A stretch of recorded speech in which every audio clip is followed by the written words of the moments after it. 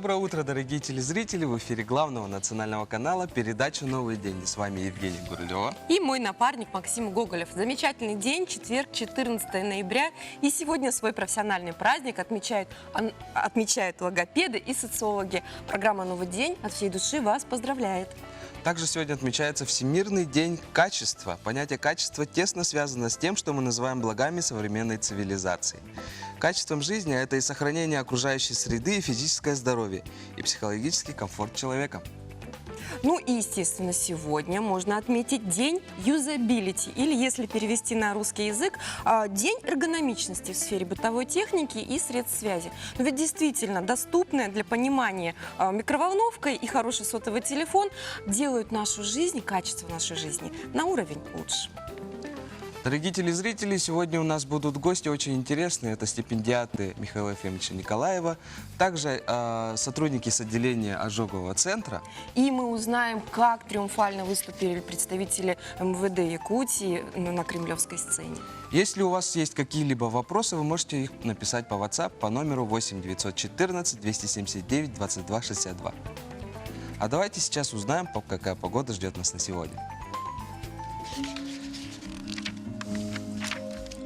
По данным Якутского управления по гидрометеорологии и мониторингу окружающей среды, в 6 часов утра центральные улусы минус 23, минус 27, днем минус 22, минус 25. Заречье минус 23, минус 33, днем минус 23, минус 30. Южные улусы утром минус 26, днем минус 24, 25. Вилюйские улусы минус 27, минус 38, днем минус 27, минус 28. Нижнеленские минус 30, минус 38. Днем минус 31, минус 35. Западные улусы минус 24, минус 37. Днем минус 22, минус 30. Колыма-Индигирские улусы утром минус 11, минус 22. Днем минус 7, минус 20. Янские улусы минус 18, минус 26. Днем минус 18, минус 23. Северо-западные улусы утром минус 26, минус 43. Днем минус 24, минус 38. В Якутске в 6 часов утра температура воздуха минус 27 градусов. Атмосферное давление 750 миллиметров ртутного столба. Ветер северо-западный. Днем ожидается минус 20, минус 22 градуса. Ну что ж, вполне так теплый ноябрь, так что мы пока не расстраиваемся. Друзья, если вы сейчас только что проснулись и идете на кухню, пьете чай, пожалуйста, обратите внимание. У нас в студии уже который день присутствует ароматный хлеб от Немигюнского хлебозавода. Хлеб чем замечательный? Во-первых, он сделан на кефирной закваске, поэтому запах такой нежный-нежный. Во-вторых, он малокалорийный, всего 200 калорий на 100 грамм. Ну и, естественно, он очень полезен для вашего здоровья и особенно для пищеварения. Так что в следующий раз себе не забудьте купить на завтрак вот такой вкусный хлебушек. Ну, а я хочу напомнить вам о том, что у нас на НВК вовсю идет сбор писем с линии фронта годов 41-45 прошлого столетия. Акция приурочена к 75-летию окончания Великой Отечественной войны, к ее победе. Мы соберем все эти письма, и ближе к весне вы узнаете, что получится. Отправляйте свои письма, копии хотя бы на утро НВК, @mail.ru или по почте на адрес нашей редакции. Ну а сейчас передаем слово коллегам из информационной службы новостей.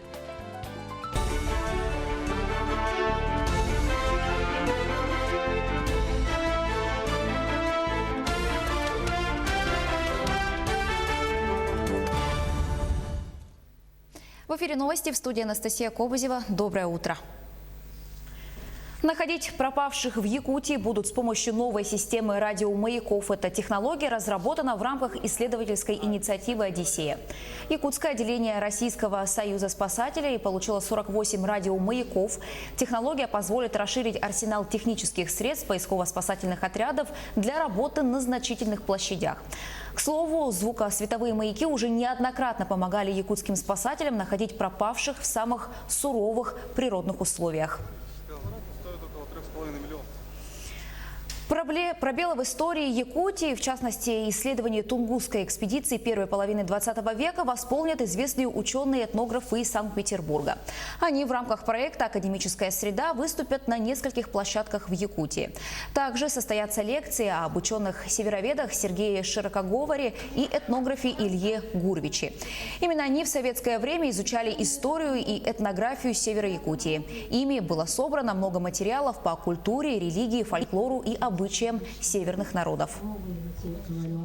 В Кунсткамере у нас хранятся дневники этой экспедиции. Задача проекта – объединить все эти материалы и обработать их для того, чтобы исследовать этот проект. Потому что об этом мало писалось, мало исследованы. И наша задача – сопоставить материалы, которые были собраны участниками экспедиции в Восточной Сибири. Проходила экспедиция на Северном Байкале и на Дальнем Востоке. Сравнительный анализ различных тунгусо-маньчжурских групп. Это уникальные материалы. В Республиканской больнице номер 2 состоялось посвящение молодых специалистов в профессию. В этом году ряды коллектива пополнили 10 врачей и 29 специалистов среднего и младшего медперсонала. С напутственной речью выступили заведующие врачи больницы и заведующие отделениями. Вступая в медицинское сообщество, новобранцы поклялись исполнять свой долг добросовестно и с достоинством. Кроме того, молодые специалисты пообещали на протяжении всей своей работы продолжать совершенствовать профессиональные навыки. С 3 класса я решил стать врачом, потому что я уже с тех времен понял то, что и я должен помогать людям. И именно выбрал нейрохирургию. Вообще коллектив нейрохирургического отделения очень большие специалисты. И, конечно же, я равняюсь на заведующего отделения Яхонтов Игорь Спартакович. Сегодня Всемирный день качества. Праздник был установлен в 1990 году. Он призван повысить значение высокого качества продукции и услуг. В этот день жители Якутска смогут бесплатно проверить точность показаний приборов измерения артериального давления. В день акции специалисты Центра стандартизации будут вести прием граждан с 10 до 16 часов по адресу Кирова, 26. Борьба за первенство среди лучших из лучших в 12 весовых категориях. Сегодня стартует финал Кубка по масс-рестлингу в польском городе Побьенице. Россию представит якутянин Эрчим Баппагай. Предварительные заявки подали 23 национальные федерации масс-рестлинга. Изюминка этого этапа будет беспрецедентное количество тяжеловесов и супертяжеловесов. Так, в весовой категории до 125 килограммов заявилось 15 участников из 13 стран. А в категории свыше 125 килограммов 11 участников из 8 стран мира. Это практически абсолютные чемпионы мира в каждой отдельно взятой категории. Улыбаемся и машем. Пингвины московского зоопарка переехали в новый дом. Подробнее о том, как это было. Великолепная семерка очковых пингвинов бесстрашно промаршировали по коридорам дома птиц в московском зоопарке. Двое из пингвинов попытались сбежать из строя, но были возвращены в группу своих собратьев. Уже все вместе они добрались до своего нового вольера. В ходе парада пингвины были переведены из летнего вольера в свой новый дом, а их место заняли папуанские птицы. К этой минуте у меня пока вся информация. Не переключайтесь.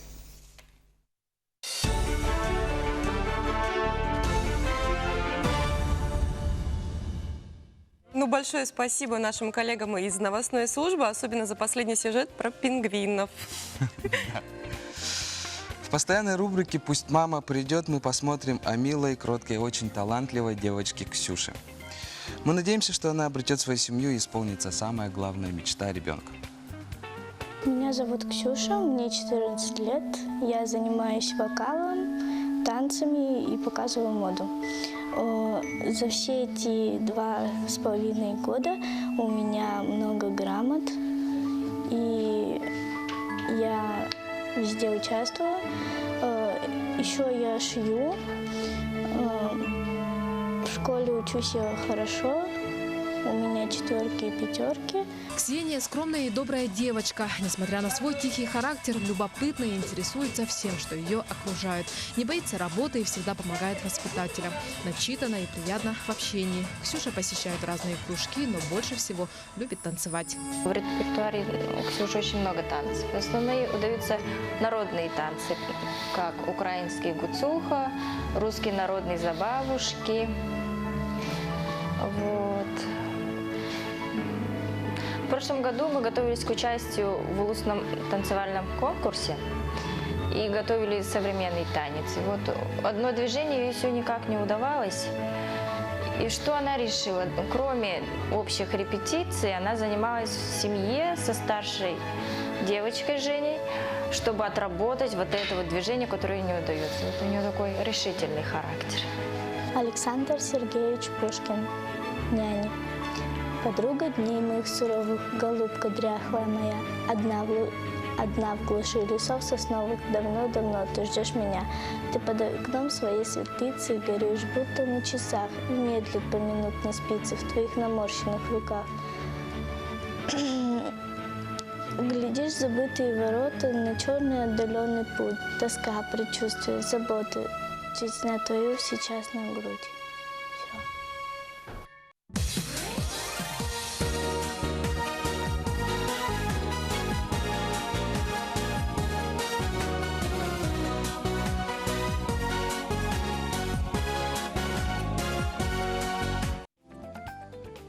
Дорогой телезритель, если ты в поисках работы, тебе будет очень интересно послушать информацию, которую предоставила нам биржа труда. Требуется ведущий специалист, эксперт отдела организации службы и подготовки пожарно-спасательных подразделений Главному управлению МЧС Российской Федерации по Республике Саха-Якутия. Ознакомиться можно на сайте 14.mчs.gov.ru. Раздел «Деятельность», раздел «Трудоустройство и обучение», информация о проведении конкурса на замещение вакантных должностей государственной гражданской службы и включение в газовый резерв. Зарплата 25 тысяч рублей. Требуется ведущий специалист, эксперт финансово-экономического отдела, также Главному управлению МЧС Российской Федерации по Республике Саха-Якутия. Информацию можно узнать на этом же сайте. Заработная плата 25 тысяч рублей. Требуется шеф-повар Космоболу. Образование по специальности повар, курсы, либо прошедшие, опыт работы от 3 лет, опыт работы также в руководящей должности. Заработная плата 45 тысяч рублей. Ну что ж, вот такие хорошие вакансии. Особенно интересная вакансия шеф-повара. Интересно, бывают мужчины шеф-повары? Ну, конечно, в основном, по-моему, только у мужчины бывают шеф-поварами. Ну ладно. Ну мы продолжаем наш эфир. И хотелось бы спросить у наших телезрительниц, у мамочек, у женщин, у бабушек тоже. А вы помните, как первый раз увидели своего ребенка? Нет, это было не в роддоме. Скорее всего, вы увидели его на сеансе УЗИ. Но УЗИ, ультразвуковая диагностика органов, это не только возможность раньше срока увидеть малыша, но в том числе и продиагностировать состояние его здоровья. Поэтому очень важно делать УЗИ вовремя, у хорошего специалиста и на высококлассном оборудовании. Скрининговое ультразвуковое исследование при беременности проводится 3 раза. При сроках беременности с 11 до 14 недель, с 18 до 21 недели и с 30 по 34 неделю. Беременная женщина подходит в Центр охраны здоровья семьи и репродукции в отделении пренатальной диагностики с направлением от своего акушер-гинеколога с точным указанием даты, времени исследования и номера кабинета, где будет проводиться УЗИ. И если есть протоколы предыдущих исследований, их необходимо взять с собой. За несколько дней до исследования необходимо исключить из рациона такие продукты, как бобовые, мучные, молочные. Все те, что могут вызвать газообразование. В первом триместре для лучшей визуализации необходимо подойти на исследование с умеренно наполненным мочевым пузырем и строго натощак, так как после УЗИ женщина будет направлена в процедурный кабинет для сдачи крови из вены на биохимический скрининг. Биохимический скрининг проводится только 1 раз в первом триместре. В остальные скрининговые сроки наполнение мочевого пузыря не требуется. Плод уже хорошо виден, так как количество околоплодных форм достаточное. В остальных случаях женщин заранее предупредит ее доктор. Осмотры при беременности бывают абдоминальным доступом через живот и трансвагинальным. В обоих случаях аппарат УЗИ работает в безопасном для беременности режиме. Ну что ж, действительно, это очень волнительно, когда в УЗИ видишь своего первого ребенка. И второго, и третьего, и сколько Бог даст. Ну да. А сейчас минуточку информативности. Сегодня Всемирный день борьбы с диабетом. По данным Всемирной диабетической федерации, в настоящее время в мире болеет более 425 миллионов человек. Представь себе. У большинства из них диабет второго типа. Причем каждый второй человек с диабетом второго типа не знает о своей болезни. В нашей республике за 2017 год количество больных сахарным диабетом второго типа составляет 21 919 человек, а сахарным диабетом первого типа болеет 1998 человек. А преддиабет – это пограничное состояние, когда содержание глюкозы в крови уже выше нормы, но еще недостаточно для постановки диагноза сахарный диабет. Друзья, но если вы думаете, что у вас нет диабета, потому что у вас все хорошо, возможно, вы ошибаетесь. Диабет очень коварная болезнь. И то, что вы можете списать, может быть, на усталость от работы, Конечно. и окажется симптомами диабета. Внимание! Симптомами диабета, начинающегося, может быть следующее. Утомляемость, слабость, частая жажда. Вот вроде бы чай попили, воду попили, все время хочется еще. Сухость во рту, учащенные походы в туалет, кожный зуд и плохое заживление ранок. Будьте внимательны, если вы длительное время наблюдаете у себя эти симптомы, стоит обратиться в поликлинику к терапевту, чтобы она назначила вам проверку на диабет. Ну а чтобы избежать этой скрытой коварной болезни, нужно очень просто. Нужно правильно питаться для начала. Меньше жиров, меньше сахаров, больше потреблять овощей и фруктов, цельновые зерна. Кушайте каши по утрам. Рыбу надо кушать, жирное мясо, курица, индейка, обезжиренные молочные продукты. Напитки без сахара, естественно, так как мы очень много потребляем газированных, да, вот это нужно исключить. Также подсолнечное масло надо по возможности исключить с рациона. Вместо сливочного. Ну, сливочное тоже масло бывает очень То есть редко. рецепт очень простой, друзья. Не тратьте ваши субботы на будни, будьте умеренны в еде, побольше двигайтесь и иногда посещайте врача. Да. В Якутске начался сезон мунха. В связи с этим Минэкологии Якутии напоминает о порядке организации и осуществления подледного вылова карася. Давайте посмотрим. В Якутии начался сезон подледной добычи карася. Сегодня в центральных районах рыбалка идет полным ходом. Но, как отметили в Министерстве экологии Якутии, согласно правилу рыболовства, есть определенные ограничения.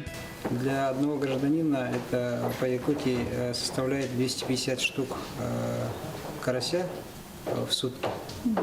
И при этом необходимо учесть, что с мест добычи гражданин имеет право перевозить не более 3-суточной нормы, то есть 750 штук карася. Ну, считаем, что эти нормы вообще не ограничивают. Как правило, на Мунху у нас традиционно ездит всем 7 селом или большой бригады.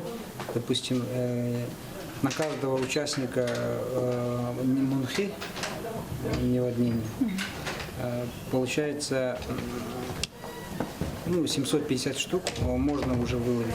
В Центральной Якутии, где добывается основной объем карася, запретные периоды установлены с 15 мая по 15 июня и с 20 сентября по 20 октября во время нереста. А в период сезона подледной добычи карася за превышение суточной нормы установлен ущерб в размере 250 рублей за одну штуку карася. Насчет штрафов, это на физических лиц по статье 8.37 в случае нарушения правил рыболовства налагается штраф в размере от 2 до 5 тысяч рублей и для юридических лиц до 200 тысяч рублей. Во время сезона подледной рыбалки Ленское территориальное управление Росрыболовства совместно с Министерством экологии осуществляет надзор путем рейдовых мероприятий. Контрольно-надзорные мероприятия осуществляются именно с ноября месяца, как начинается подледная рыбалка. Наши Патрульные группы выезжают на транспортных средствах. В данный момент 2 патрульные группы у нас работают в Кобяйском районе, в Вильюйском районе. Проверяется суточная норма вылова. Как отметили в Минэкологии Якутии, для осуществления промышленного рыболовства карася юридические лица и индивидуальные предприниматели могут заключить с ведомством договор пользования водными биологическими ресурсами сроком до 31 декабря. Наталья Кольцова, Арсен Степанов. Новый день. Ну что ж, все мужчины достают удочки, достают сети и готовятся к Монха. Ну а мы, женщины, готовиться начинаем к Новому году. Хоть чуть меньше 50, но уже мысли, по-моему, только об этом. Конечно же, мы хотим всем подарить какие-то подарки, но иногда бюджет бывает ограниченный, иногда бывает просто нет времени что-то докупить. Ну, что-то придумать просто Что-то бывает сложно. придумать. Есть вот такая хорошая идея. Милый маленький памятный харысхал, оберег. Вы можете купить с пожеланием, вот есть здоровья и счастья, удачи, подарить своему коллеге, своей подружке. Кто-то положит в паспорт, кто-то положит в кошелек, а кто-то повесит на холодильник и целый год будет вас вспоминать добрым словом. Но мы продолжим наш эфир, у нас есть гость. 10 лет отделению анестезиологии, реанимации и интенсивной терапии номер 1 Республиканской больницы номер 2 Центра экстренной медицинской помощи. И у нас в гостях Вероника Бочкарева, медсестра-анестезиолог отделения анестезиологии, реанимации и интенсивной терапии номер 1, активист Молодежного совета Ресткома здравоохранения РСЯ и также Молодежного совета Федерации профсоюзов Республики Саха-Якутия. И второй гость Нуржан Цепандин, врач-реаниматолог, анестезиолог Республиканской больницы номер 2. Центра экстренной медицинской помощи, врач высшей категории и заслуженный донор, да? Лучший донор. Лучший донор 2017. Доброе утро. Ну, у врачей, гостей всегда столько регалий. Доброе утро. Как у вас настроение? Выспались? Нуржан, знаю, что вы, по-моему, нет. Ну, Вы к нам со своей смены да, со смены прибежали. отпросился. Сутки скоро уже, да, как не спите. Ну ничего, вы выглядите бодрячком. Благодарю. Хорошая дата у вашего отделения. Что планируете вот в эти дни? Наверное, программа насыщенная.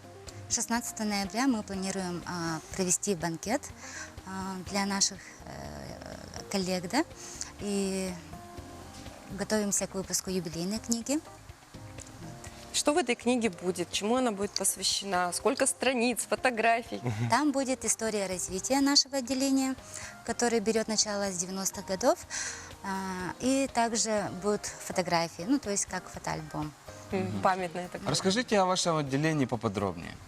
Наше отделение, реанимация ожогового отделения, получается коротко, да, находится в бывшем военном госпитале на Феликса Кона 77, оказывает круглосуточную экстренную медицинскую помощь и также, ну, в общем, так. Да, вот мы сейчас видим на экране ваши простые, добрые фотографии. Наверное, это очень быстро происходит, да, между работой. Максим, это не посиделки, это обед или ужин, когда врачи набираются сил и общаются. Сколько сотрудников в вашем отделении? Так, у нас есть ветераны? Основных работников врачей 8, среднего персонала 15 и младшего персонала 6. Нуржан, вы сколько лет работаете в отделении? Я работаю с 2002 года. О!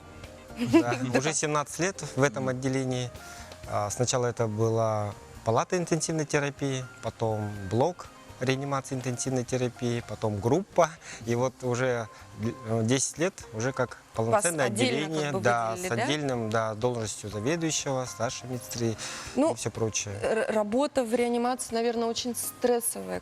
Конечно. Как вот вы с коллегами, ну, скажем так, справляетесь, чтобы не выгореть, не перегореть? Ну, конечно, работа тяжелая, круглосуточная. Оказываем помощь и пациентам с ожоговой травмой, и с холодовой травмой, с электроожогами. Пациентов на самом деле очень много. Из них, например, в среднем госпитализации свыше 800 в ожоговое отделение. Из них в нашу реанимацию свыше 200. В год? То есть это, да, в год. Ежегодно цифры. получается увеличение пациентов или уменьшение? Очень хочется, чтобы меньше у вас было работы. Нам тоже очень хочется на самом-то деле, но получается, что где-то в среднем стабильные цифры всегда идут. Всегда идут, да. Потому что всегда обжигаются и взрослые, и дети.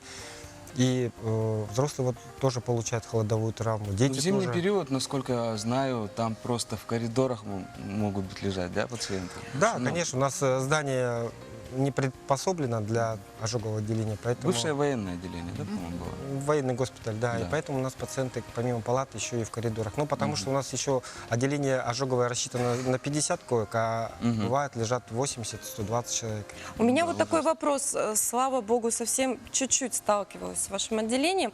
Наверное, в уме большинства людей кажется, что ожоговое это только когда кипятком, чем-то горячим. Получается, и тоже вот если отморозился, это к вам. Да, это все. Ну, иногда же мы вот, ну ладно, нос отмерзся, что я не пойду, зачем мне в Ну, больницу, в сущности, это несерьезно. одно и то же, да, оживление Когда стоит обратиться? Да, в общем, стоит, я считаю, в любом случае обратиться, потому что у нас специалисты прошли специальную переподготовку, и это единственное отделение, где имеются комбустиологи, единственные врачи по республике Саха-Якутия. Что это за врачи? Ну, вот врачи, которые изучают термическую травму, борются с ней и все прочее. А какие методы вот, лечения у вас есть? Так, ну у нас методов очень много на самом-то деле, и у нас сейчас база очень намного лучше стала.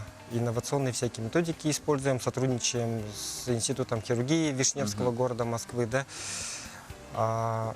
Научные знания у нас прибавляются, и используем плазмоферез, УФО крови, гемодиализ в некоторых случаях. В общем, очень много на самом-то деле. Вероника, ну, сотрудники среднего медицинского звена, правильно я говорю, медсестры, вот в чем их обязанности? Девушки как умудряются совмещать такую, ну, я считаю, тяжелую работу с какой-то своей материнской, женской работой, да? Ну, обеспечивают круглосуточное наблюдение за тяжелыми больными, осуществляют уход, противопролежневые мероприятия, да, делают назначения врачей, фиксируется все это, да, вот жизненно важные параметры. И, конечно, инфузионная терапия проводится, все согласно назначениям врача. У вас очень замечательные фотографии сегодня были, вот чуть ранее нам показывали. Насколько дружен ваш коллектив? Или все-таки врачи сильно устают и здесь, в рабочих стенах и побежали, да, разбежать? Домой Или, может спать, быть, да? вы еще встречаетесь где-то вне работы? У нас очень сплоченный, дружный коллектив.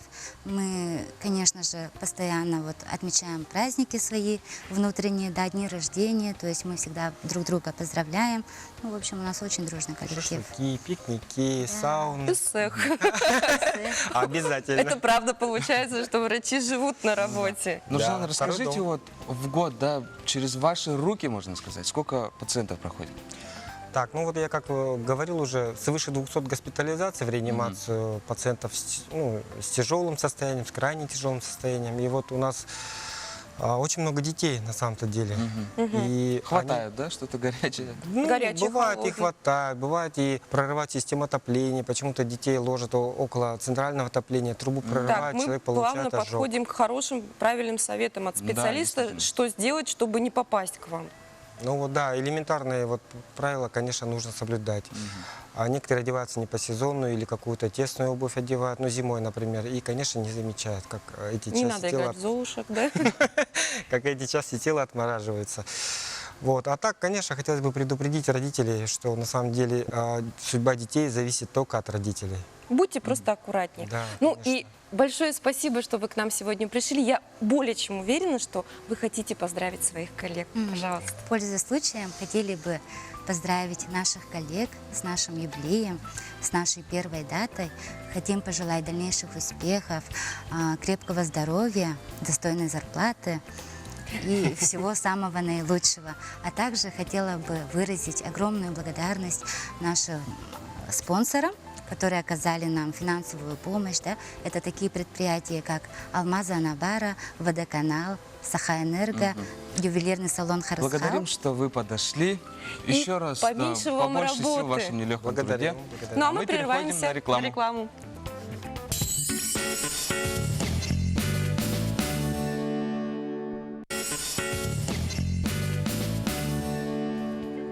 Еще раз доброе утро, друзья. Надеюсь, вы уже проснулись и уже физически что-то уже делаете, завтракаете, либо занимаетесь зарядкой. Да, друзья, многие недооценивают важность завтрака. Даже если вы, как мы с Максимом, просыпаетесь в 4, в 5, вам стоит все-таки перекусить. Можно заготовить завтрак с вечера. Отварите себе кашку, положите в холодильник, не испортится. Просто чай и просто порция каши и отварное яйцо запустит ваши жизненные процессы. Вы будете проснувшимся и полным сил. Надо стакан воды выпить обязательно. Кстати, да, до каши. И не будете вы злыми в автобусах, потому что все у вас будет хорошо. Ну, а хочется подвести к следующему сюжету. Буквально недавно в Хандаге прошел конкурс «У дружбы нет национальностей», где в очень дружеской, теплой обстановке представители разных национальностей продемонстрировали свою культуру и свои таланты. Давайте посмотрим подробнее в следующем сюжете.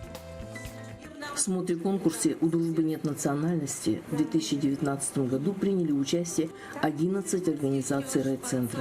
Он проходил в 4 этапа и начинался с презентации того или иного народа, его истории, традициях и обычаях, природе и географическом положении. Ты белорус или россиянин? В России, в Минске, Таране. В беде не бросим мы друг друга.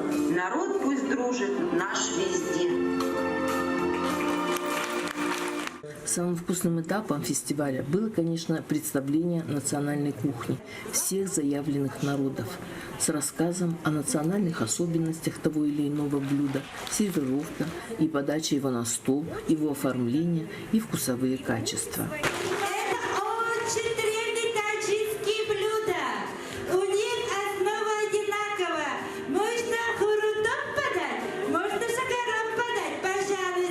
Все до единой команды продемонстрировали национальные костюмы, раскрыли значение определенных деталей мужских и женских костюмов и принадлежностей, оценивали также и эстетичность его демонстрации, раскрытие национального образа.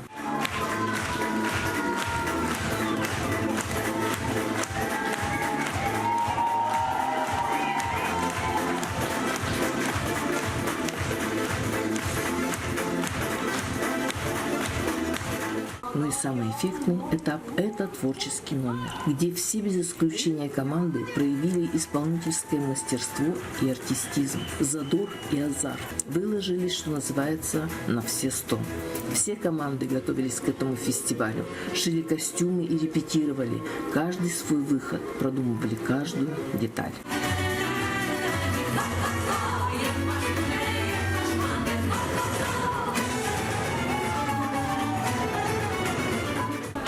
Очень много узнали, что в шляпах есть красные и черные помпоны, которые демонстрируют, значит, маленькое поколение и взрослых женщин. Впечатления позитивные, потому что много было организаций, много национальностей, и от всех был позитив.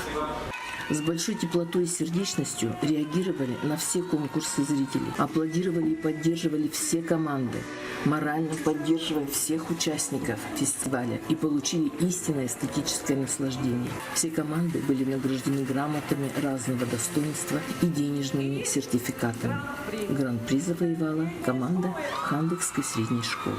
Наши многонациональные, более 50 национальностей проживают, и мы хотим, чтобы мы жили в мире, чтобы мы жили в дружбе. И такое мероприятие не только дает что-то нам новое узнать о национальностях, но и сплачивает коллектив в подготовке к данному мероприятию. В общем, праздник удался на славу. Никто не пожалел, придя на этот фестиваль.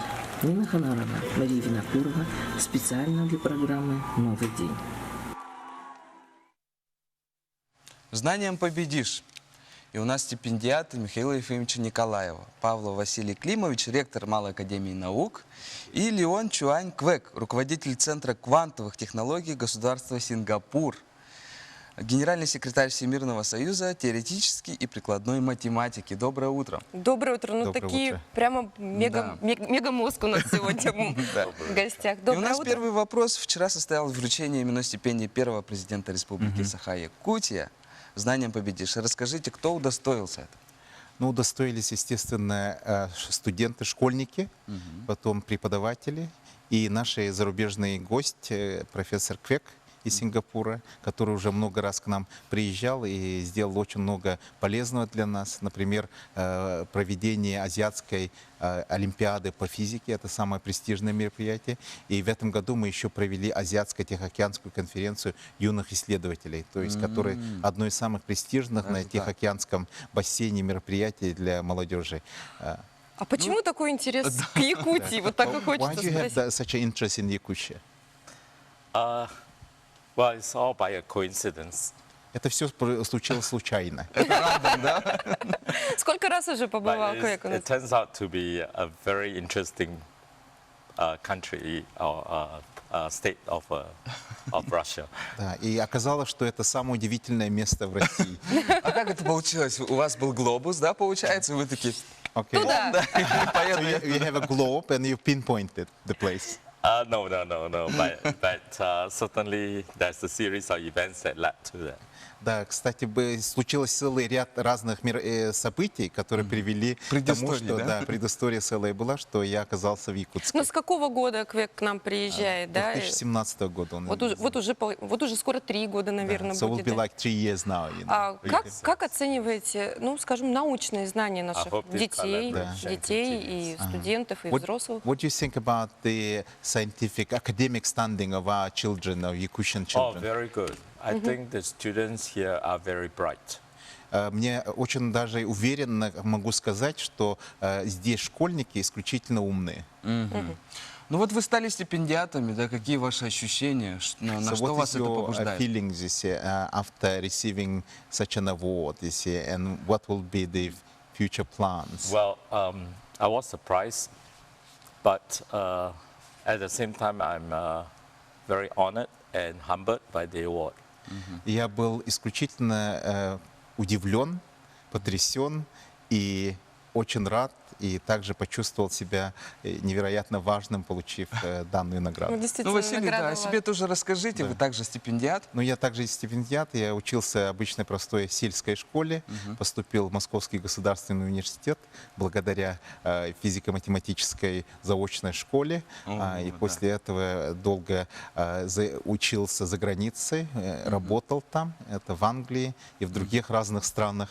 И потом приехал сюда и сейчас занимаюсь детьми, которые у нас являются талантливыми и очень высокомотивированными. Ну, то есть наука это далеко не так скучно, это очень подвижно, очень мобильно и очень богато на общение. У меня есть вопрос к Квеку. Вы работаете с нашей республикой, оцениваете хорошо наших студентов, наших детей. Ну, а каковы планы на дальнейшее So сотрудничество? what will be the future collaboration plans you have with the Republic? Well, it's certainly not very definite at the moment, but I hope that there will be more educational exchange between students in Yakutia and not just in Singapore, but in Southeast Asia. Я вот очень надеюсь, что у нас будет сейчас создана система академических обменов между школьниками Якутии и Сингапура, и также других стран Юго-Восточной Азии. Ну, я так понимаю, что вы уже активно работаете совместно над этим проектом. So you're already working quite actively, you see, with many projects at the moment. Right. I'm actually a member of the Deputy Secretary General of the International Union for Pure and Applied Physics. Я как раз работаю в Всемирном союзе теоретической и прикладной математики. So this is the UNESCO for physicists. Это как офис ЮНЕСКО получается, да? Это подразделение ЮНЕСКо, которое как раз... Как ЮНЕСКО для физиков, да? Правильно же я поняла?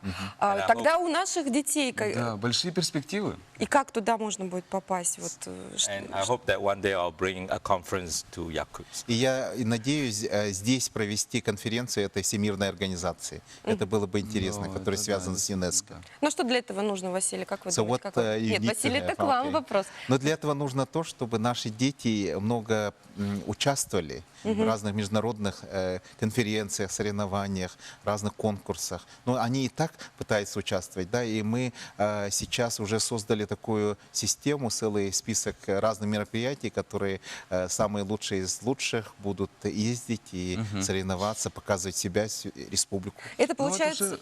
Вопрос у меня есть как у Да. мамы. Это на уровне школы или если я вижу, что у ребенка талант, и куда мне пойти, или это решает учитель? Учитель владеет всей информацией?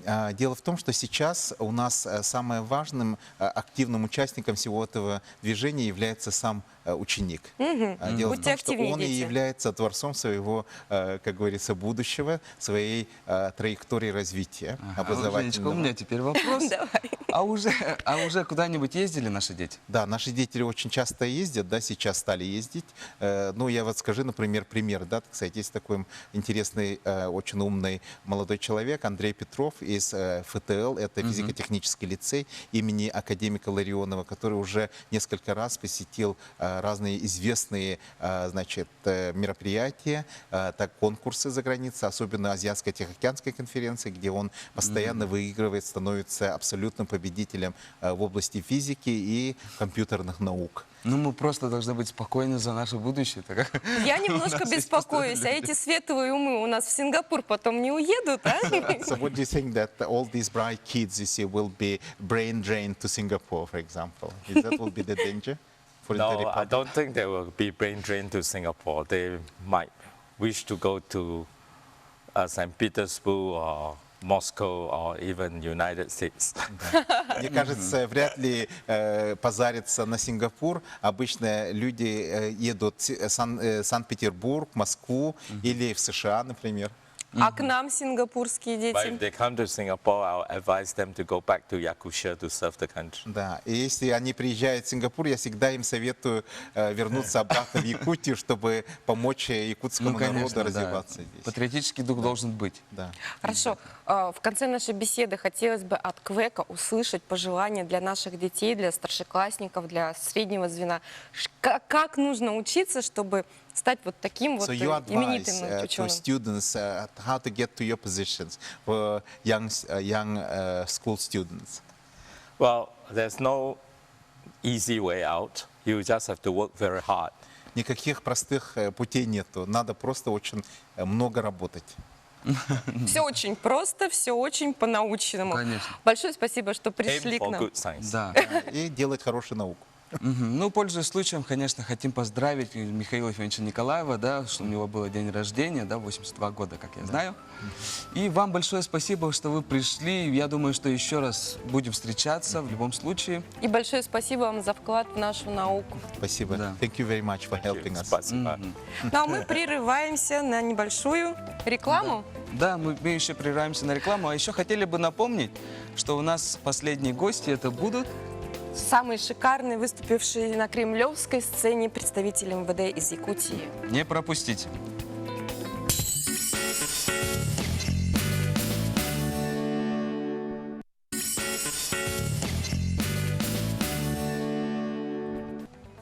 Доброе утро, друзья! Вы смотрите телеканал НВК Саха, и с вами программа «Новый день». Я Евгения Гурулева и мой напарник Максим Гоголев. Да. И у нас еще одно сообщение. Хочу передать привет своим друзьям из Якутска, Хавитамовну Александру и Павлу Григорию. Пусть у вас все будет хорошо. Вот так вот. Шлите свои приветы к нам на WhatsApp.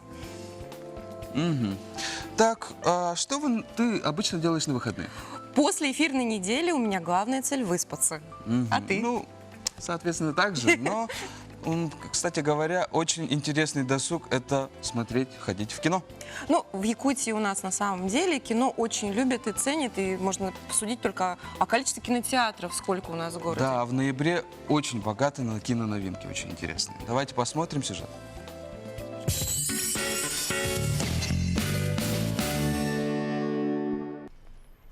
Сколько мы знакомы, Кен? Кинотеатр «Лена» приглашает всех любителей фильмов про гонки и поклонников Мэтта Деймона и Кристиана Бейла. За руль в гонке Лимана. Генри Форд II решает доказать, что его автомобили не просто надежные, но и способные побеждать в гонках на чемпионатах мира. Для того, чтобы создать из Форда автомобиль, способный обогнать Феррари, в предстоящей гонке 24 часа Лимана он нанимает американского автомобильного конструктора Кэрола Шелби. Но для победы нужен еще и лучший гонщик. Кэрол рекомендует Кена Майлза, и оба они начинают подготовку к легендарной гонке века. У тебя есть план? Рискованный. Я думала, главное выиграть эту гонку.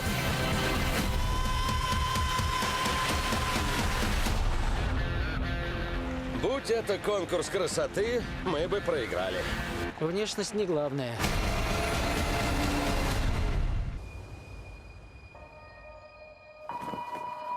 Режиссер фильмов «Штурм Белого дома», «Послезавтра», «Звездные врата», «Годзилла» Роланд Эммерих представляет новую картину. И взял его под свое крыло. Он как будто чувствовал. В июне 1942 года флот США под командованием адмирала Честера Нимеца одержал победу над Объединенным флотом Японии, который понес существенные потери. Эта битва стала поворотной точкой в битве на Тихом океане. Как вести их в атаку?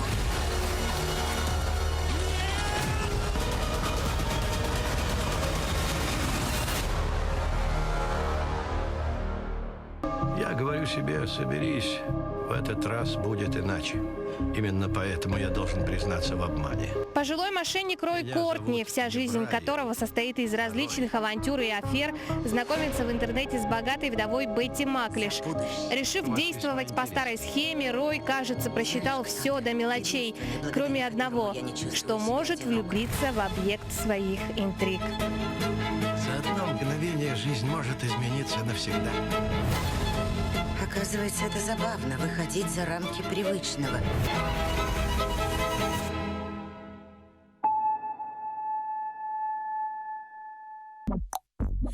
Я считаю, что женщины способны на все. Не факт, что не всегда хорошо получается. Также смотрите сегодня в кинотеатре «Лена» перезапуск популярной франшизы начала 2000-х в обновленном актерском составе. На большие экраны возвращаются ангелы Чарли. Они справляются.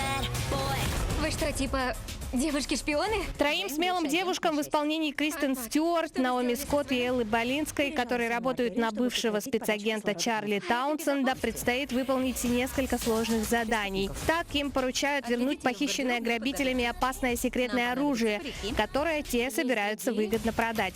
Однако эта миссия оказывается непростой даже для таких профессионалок, как они.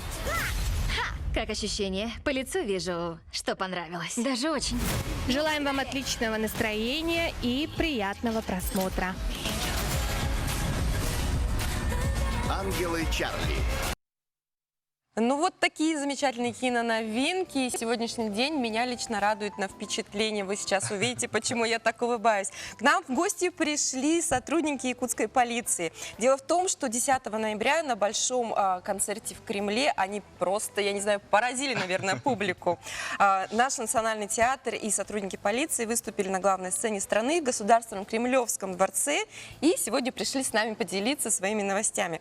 У нас в гостях Юта Станиславовна Осикритова, начальник культурного центра МВД по Республике Саха-Якутия, капитан внутренней службы, заслуженный работник культуры республики, и Ильяс Ильич Заровняев, оперативный дежурный отдела МВД России по Амгинскому району, лейтенант полиции.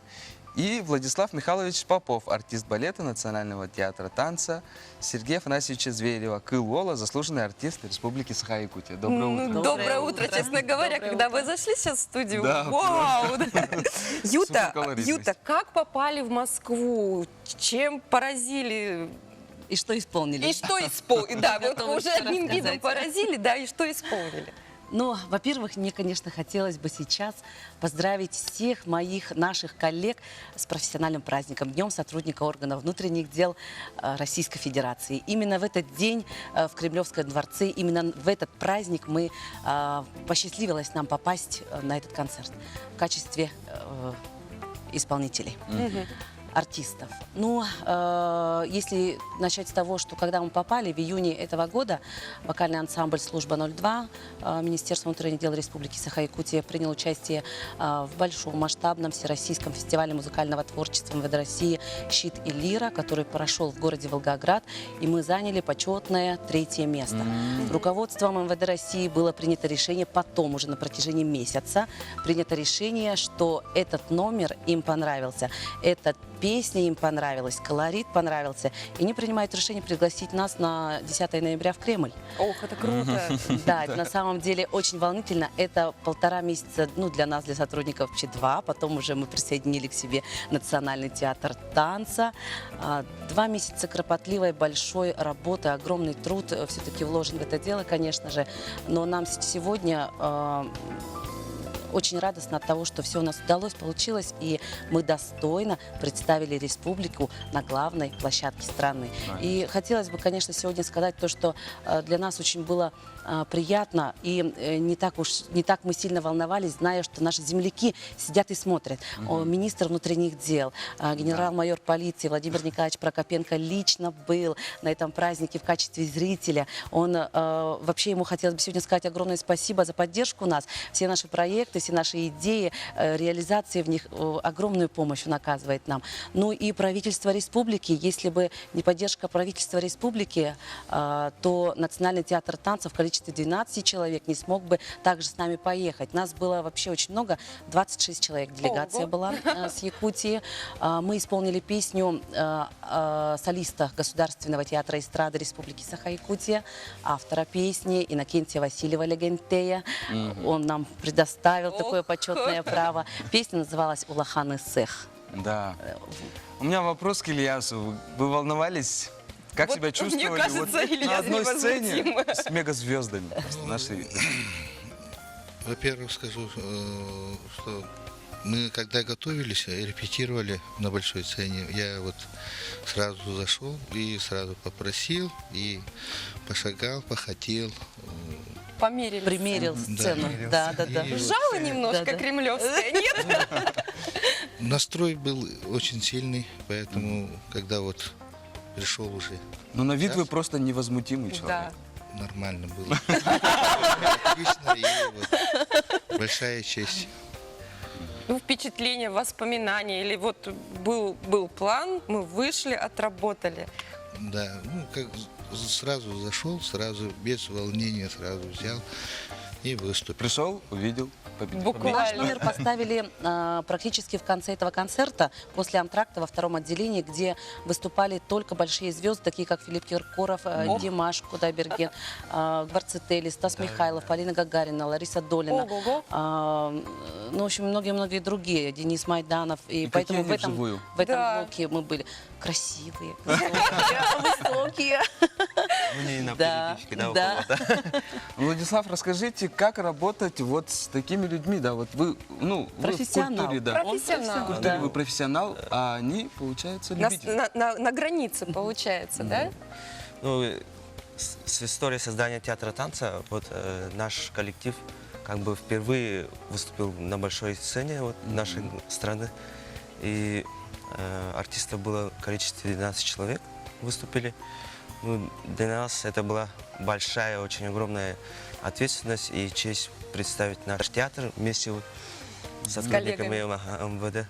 Ну, так как мы начали репетировать уже как практически месяц, да? Всего оставался, да? И вот, ну, сработались, да? У нас сработались, из-за того, что вот уже как бы здесь на площадке вот в спортивном зале уже как бы примерили сцену. Там мы уже знали размеры. Потому что вокальный ансамбль «Служба 02» уже дважды в Кремле, в этот раз трижды, 3-й раз. Поэтому мы знаем примерные вот размеры кремлевской сцены. Поэтому вот расчертить нам было легче. Там уже как бы ориентироваться. Ну, все равно. Я понимаю, что сотрудники МВД – это люди военные, собранные, дисциплинированные. А все-таки вы творческий человек. Как вы бы через себя это пропустили? Ну, да, ну... Насчет дисциплины, конечно, вот понятное дело, то, что вот ответственно очень. И как бы наш репетитор Далана Федотова поставила как бы, чтобы не соприкасаться с ними больше, ну, много. Чтобы был воздух, это называется, да? Прочувствовать. И из-за этого как бы уже рисунок танца уже изначально был поставлен. И поэтому вот каждый делает свое дело. Ну, это замечательно, когда люди как механизм отрабатывают. И какие еще планы у вас есть? Да, если вы уже взяли такие высоты. Ну, кроме работы, конечно. Какие у нас есть планы? У нас ежегодно проводится фестиваль музыкального творчества всероссийского значения. И, если честно, мы уже думаем, чем удивлять на следующем году. Да, уже думаем, и кого с собой уже брать. Но я думаю, что у нас очень хороший тандем получился. Мы надеемся на дальнейшее сотрудничество с Национальным театром танца. Благодарим руководство Национального театра танца в лице Александра Ивановича, репетитора, которая вообще настолько выкладывалась, настолько профессионально работала с нами. В первый раз, когда мы пришли на репетицию, увидели, как ребята танцуют в нашем номере, получается, да? Мы думаем, мне кажется, что мы вообще тут лишние. Они едут или мы? Да. Но в итоге все получилось очень гармонично. И вы знаете, что было нам главной наградой, то, что публика кремлевская аплодировала нам больше, чем Филиппу Киркорову. Мы так еще удивились. А как нам же приятно это слышать. Надо же, они все кричали, визжали, аплодировали. И на самом деле получился большой эсэх в Кремле. Ну, большое вам спасибо. Да, большое спасибо Разбирает вам, гордость за наших людей в Кремле. И дальнейших вам успехов. Спасибо Конечно большое. же, я надеюсь, вы удивите на следующий раз, и Ильяс будет в другом наряде каком-нибудь. Будет очень интересно. Ну, а программа «Новый день» с вами не прощается даже сейчас. Мы с Максимом уходим. А к И нам в передаем студию- Гее Алексею. Да, Всего оставайтесь. хорошего.